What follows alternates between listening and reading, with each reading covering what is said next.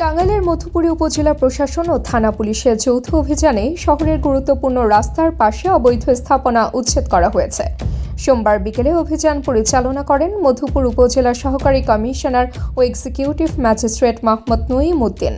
এ সময় মধুপুর থানা officer in charge Mohammad Zafar Iqbal সহ অন্যান্য পুলিশ কর্মকর্তা ও পৌরসভার বিভিন্ন দপ্তরের কর্মকর্তারা উপস্থিত ছিলেন। নঈম উদ্দিন জানান, ফুটপাত মুক্ত যানজট নিরসন ও শহর পরিচ্ছন্ন রাখার জন্য এ ধরনের অভিযান নিয়মিতভাবে চলবে।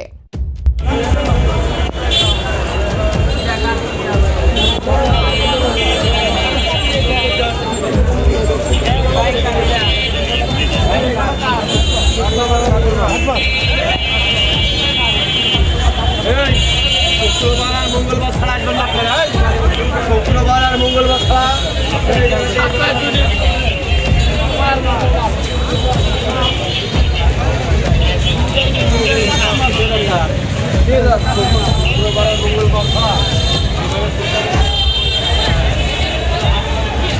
তাবাসসুম হকানিকা, দৈনিক আজকের বাংলা। দৈনিক আজকের বাংলা .net